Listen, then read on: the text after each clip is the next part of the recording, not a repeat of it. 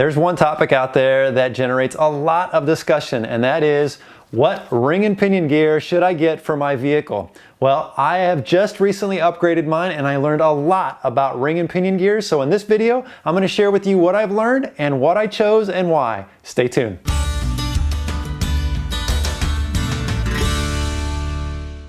Welcome to Trail Recon. I'm Brad, and I have put off upgrading the gears in my 2015 Jeep Wrangler for way too long. Years ago, I put on some larger tires, and I've been running around on the stock 410 gears ever since. And now 410 gears is a good stock gear ratio to go with. I'm thankful that I didn't have the 373 gears that come standard on the Jeep. And when I upgraded to a 35-inch tire on my Jeep, I lost a little bit of performance, but I wasn't unhappy with it. But when I decided to go with these larger 37-inch tires, it was a whole new story. Anytime I wanted to accelerate on the freeway or I'm climbing up on the mountains, boy, it just felt gutless. And so it was finally time to upgrade the gears. And that's what I want to talk about today. Now, before I tell you about what gears I chose, I want to talk a little bit about the basics of a ring and pinion gear. Now, there are two main components that are considered when you're upgrading the gears in your Jeep, and that is the ring gear and the pinion gear. And we're going to keep the discussion here very general and simple. We're not going to get too technical, but what we have is the pinion gear. And the pinion gear's responsibility is to take power from the drive shaft and transfer that through the differential to these teeth on the other side. And I have a picture of that when we were pulling it apart that I'll put up here on the screen now. You can see that that's sitting inside the differential housing. And the teeth at the end of the pinion gear are mated up with the teeth on the ring gear. And the ring gear's ultimate responsibility is to transfer power to the axle shafts and then out to the tires. Now, these are the stock gears that came out of my Jeep, and these are 410 gears. And so what that means is the ring gear here has 41 teeth and the pinion gear has 10 teeth. And to determine your ratio, you divide the ring gear by the pinion gear, and in this case, that gives us 4.1 to 1 ratio, which means for every 4.1 turns that the pinion gear makes, the ring gear will make 1 full turn.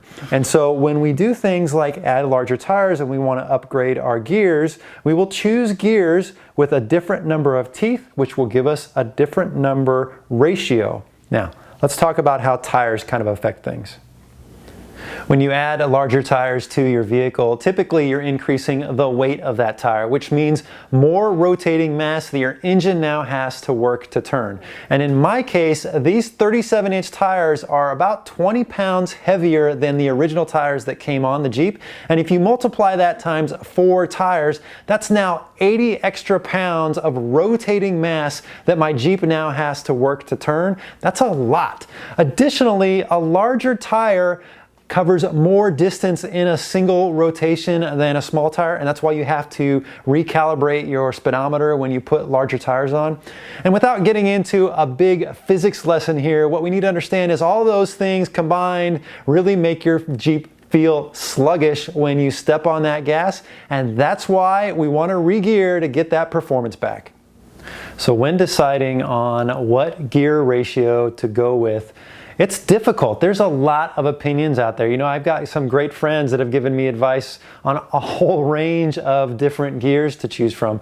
And if you go on a couple websites, there's also some graphs out there that tell you which ones are better for performance and which ones are better for gas mileage. But even some of those graphs are just a little bit different than one another. I did find a calculation that I found very helpful, and it's really simple. You basically take the new tire size, and in my case, that's a 37-inch tire. You divide that by the old tire size, so 32-inch tires for mine, and then you multiply that times the original gear ratio, so 4.1 for me, and that will give you a new gear ratio, and in my case, that was 4.74. Now there is no 474 gear for the Jeep Wrangler. The closest you're going to get is a 488. And so you need to think about a couple different factors when choosing gear. So if you go with a 373 or a 410, you're typically going to have less performance at the wheel. You're going to run at a lower RPM at a given speed, and you should see better gas mileage. Now if you go with 488s or 5.13's or 5.38's, there's a couple things that are also going to be affected, and one is top speed. Now that's not a big deal. I mean, I'm not trying to do 150 miles an hour in a Jeep. You're also going to get better performance at the wheels, which is ultimately what we're trying to achieve here. But you're also going to run at a higher RPM, which means at a given speed, you're going to be reducing your gas mileage. So all those things kind of come into play when choosing gears, and it actually makes things a little more complicated. So once you decide on what gears you want to get, you've got to go find a shop to get them done at, because I don't recommend that the average person tackle a ring and pinion gear install themselves. It's definitely not something that I'm going to do here in my garage. I don't have the tools necessary to do it, and I don't have the experience. You really want somebody that's experienced to do that. Now I called around to several shops here in Southern California, and I got crazy price ranges. I was down as low as $1,300 all the way up to $2,200. Really? That's a lot for ring and pinion gear install. Ultimately, what I did is I went up to Rebel Off-Road. They gave me a great price, and they did amazing work. The two technicians there tackled the front and rear, and they had it done within 2.5 hours. And those guys have been doing ring and pinion gear swaps for a long time, so very confident in the work they did. Now, I also had them install some chromoly axle shafts. I went with Revolution ring and pinion gear and Revolution chromoly axle shafts because that was something that's kind of been long overdue, and I figured, you know what, they're pulling everything apart, let's go ahead and install those now. So pretty happy with just getting that all done, kind of the peace of mind of having that extra strength in there now. Now there is a break-in period that you need to know about when you do ring and pinion gears. You need to take it easy for the first several miles. You've got to, vary your speed. You've got to let the gears heat up and cool down. And for the first 500 miles, there's no off-roading, and then after 500 miles, you've got to swap out your differential fluid. Now, that's something to consider. If you want to swap out your gears and go hit the trail, that's a no-go, guys. You got to let the gears break in. So now everybody's asking, what gears did I go with? Well, I chose 488 gears. And I know that there's a lot of people that are passionate about 5.13's. There's a lot of people that are passionate about 488's. I called around to a couple shops, spoke with lots of friends, and 488's I think was the best choice for me. And it's now been 2 weeks and I've got no complaints.